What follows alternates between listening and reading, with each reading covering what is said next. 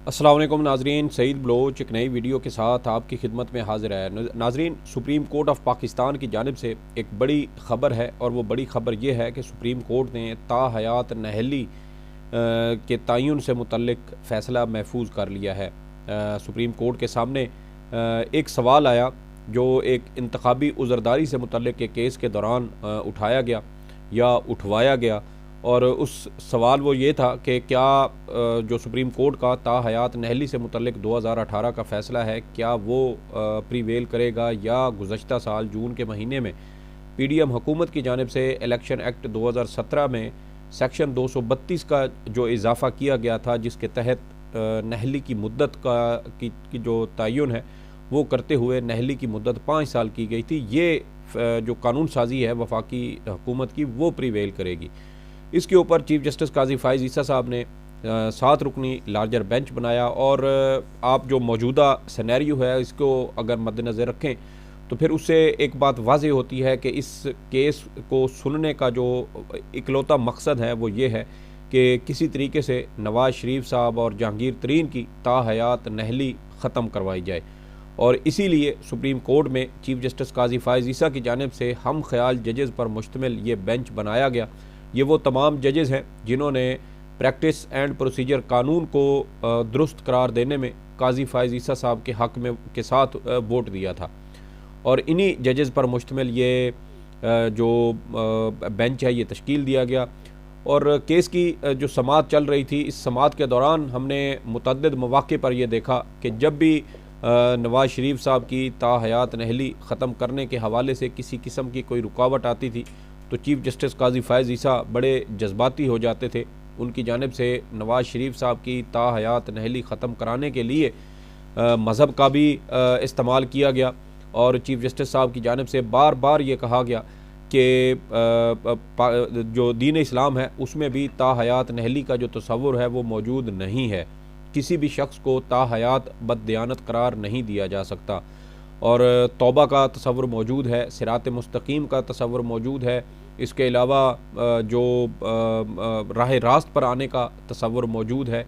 तो इसलिए अगर किसी शख्स ने कोई गलती की भी है तो फिर उसकी सज़ा ताहयात नहली नहीं होनी चाहिए। इसके अलावा जो दीगर मुख्तलिफ़ जराइम हैं, जैसे बच्चों के साथ बदफेली का एक जो जुर्म है उसका हवाला दिया गया, कत्ल का हवाला दिया गया कि किसी को कत्ल किया जाए, या कोई और जो इस तरह के संगीन जराइम है जैसे नज़रिया पाकिस्तान की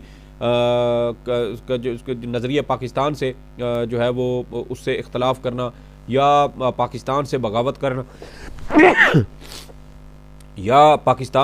करना तो ये वो संगीन जराइम है जिसके बारे में काजी साहब का ये मौक़िफ़ था कि इन तमाम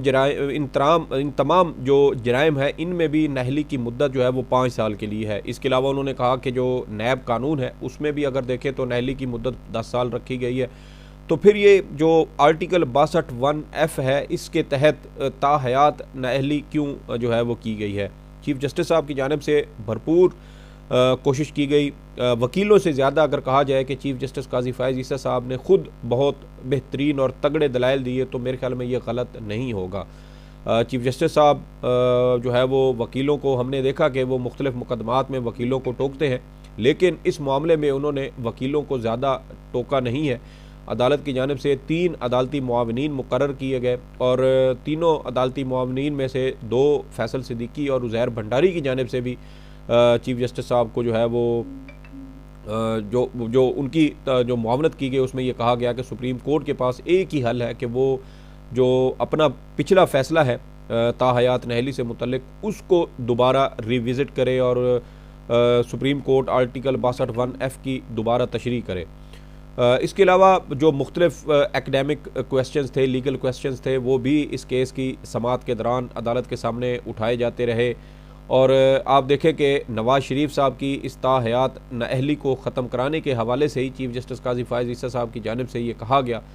कि हम हर सूरत इस केस का फ़ैसला 11 जनवरी से पहले करना चाहते हैं, और साथ उन्होंने ये भी कहा कि हम किसी सियासी जमात की सहूलत के लिए ये केस नहीं सुन रहे। यानी एक तरह से वो सहूलतकारी करना भी चाहते हैं और चाहते हैं कि उसके ऊपर किसी किस्म का कोई इल्ज़ाम भी ना लगे। अब 11 जनवरी तक ही क्यों फ़ैसला करना चाहते हैं? ये फ़ैसला आम इंतखाबात के बाद भी हो सकता है, हल्का बंदियों के हवाले से मुतअद्दिद दरख्वास्तें सुप्रीम कोर्ट में आईं और हर दरख्वास्त को सुप्रीम कोर्ट ने ये कहकर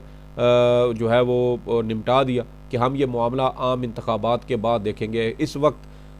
हर सूरत हर सूरत जो आम इंतखाबात हैं वो होने चाहिए। जो भी शफाफ इंतखाबात की बात करता, PTI की जानिब से लेवल प्लेइंग फील्ड की बात की जाती, तो चीफ़ जस्टिस साहब की नज़र में शायद इसका मतलब ये होता था कि ये लोग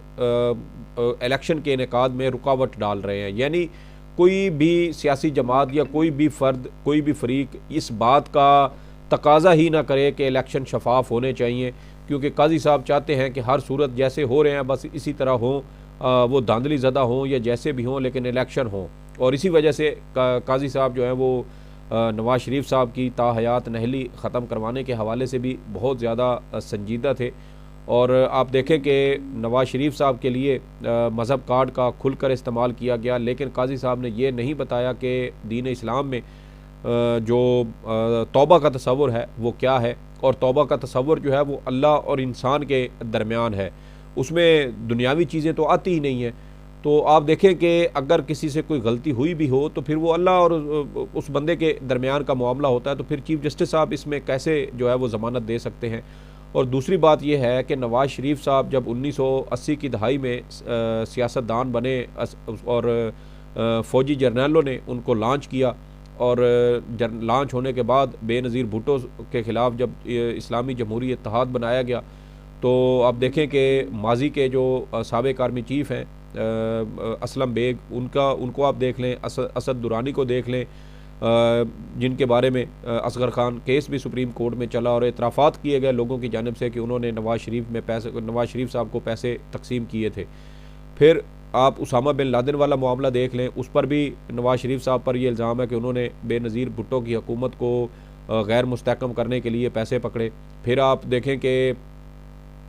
नवाज़ शरीफ साहब जो हैं वो करप्शन करते रहे। 1992-93 में ही उन्होंने लंदन में ये एमन फील्ड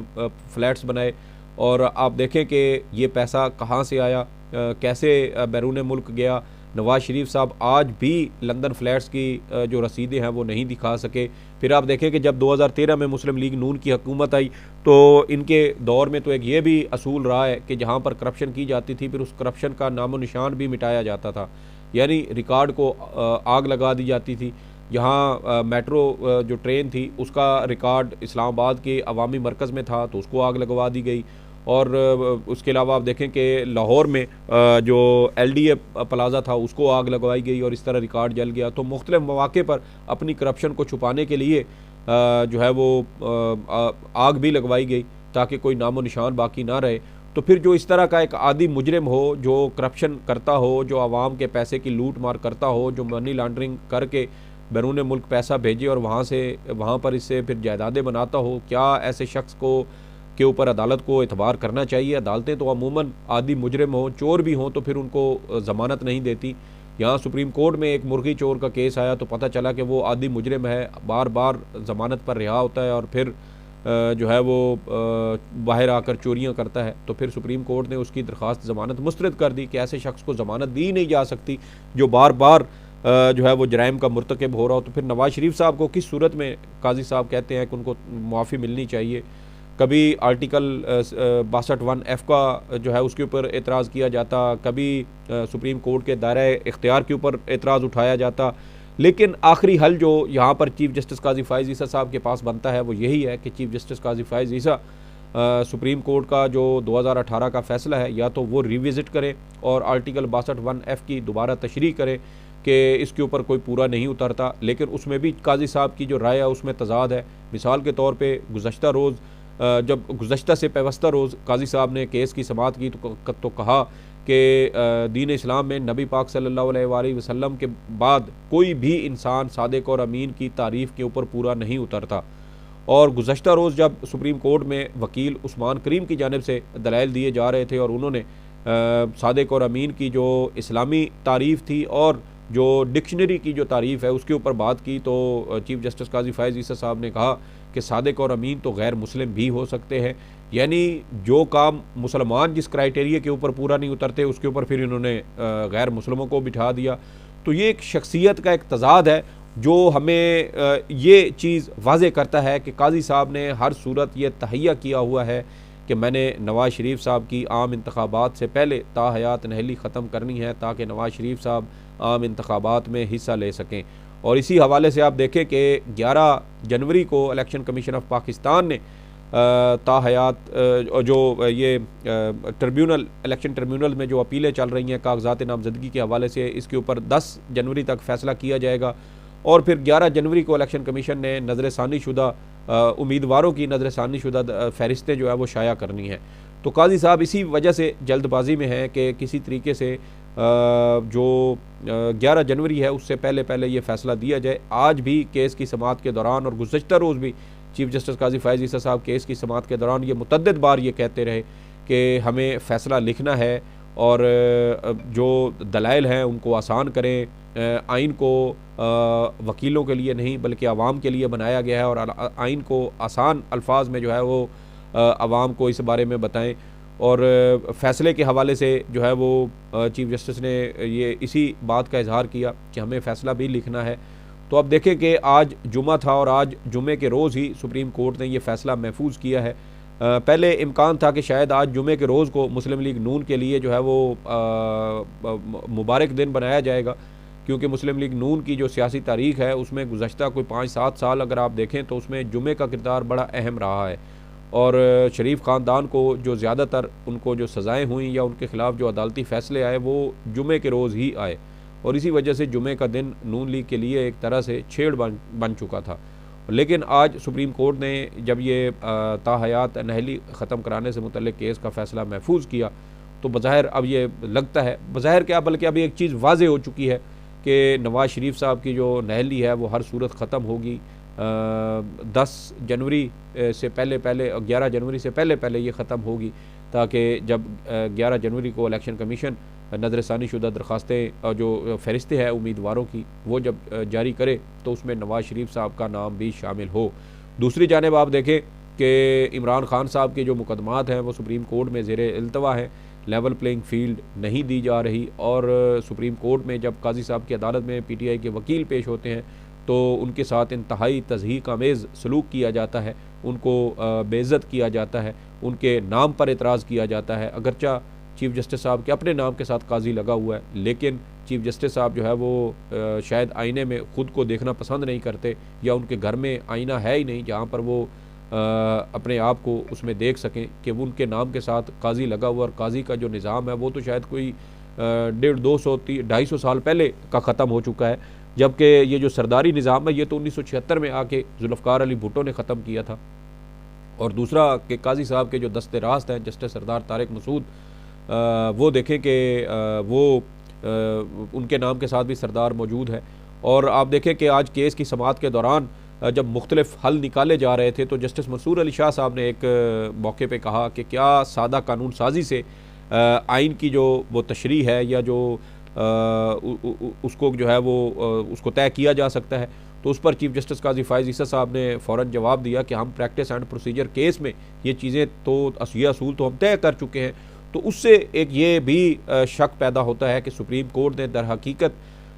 इलेक्शन एक्ट जो supreme court practice and procedure case था जिसमें अपील का हक दिया गया था, जिसमें सुप्रीम कोर्ट का 3 रुकनी बेंच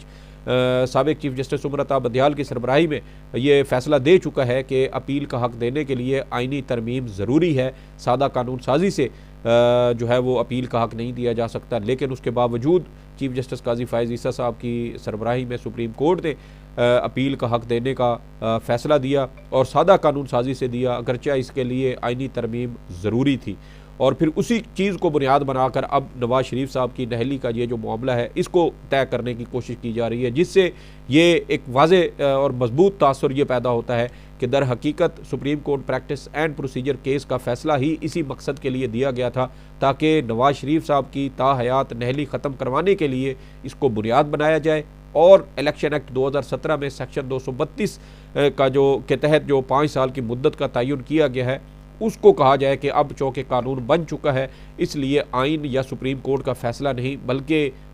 इलेक्शन एक्ट ही आगे चलेगा जो वफाकी हुकूमत का बनाया हुआ कानून है। और अब हमें यही चीज़ें आगे इन्हीं में से कोई एक चीज़ जो मैंने आपके साथ डिस्कस की है, इन्हीं में से कोई एक फ़ैसला आएगा कि या तो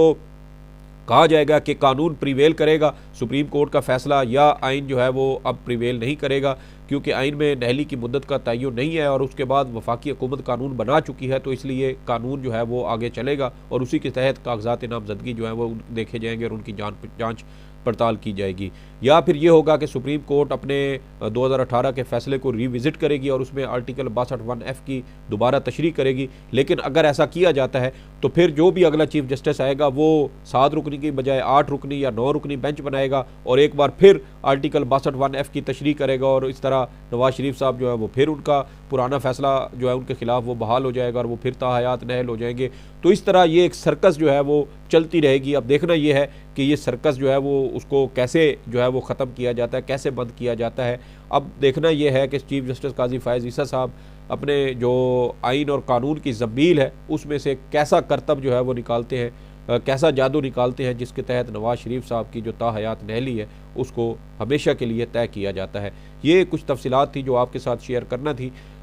इस हवाले से अब देखें कि फ़ैसला महफूज हो चुका है। इम्कान यह है कि शायद कल या परसों नहीं तो सोमवार के रोज़ जो है वो फ़ैसला लाजमी आएगा, क्योंकि फ़ैसला महफूज हुआ है और अदालत में ये फ़ैसला सुनाया जाएगा। तो इसलिए कभी इम्कान ये है कि पीर के रोज़ ये फ़ैसला सुप्रीम कोर्ट सुनाएगी। इस वीडियो के बारे में आपकी जो भी आ रहा हो फीडबैक ज़रूर दीजिएगा। सईद बलोच को इजाज़त दें। अल्लाह हाफ़िज़।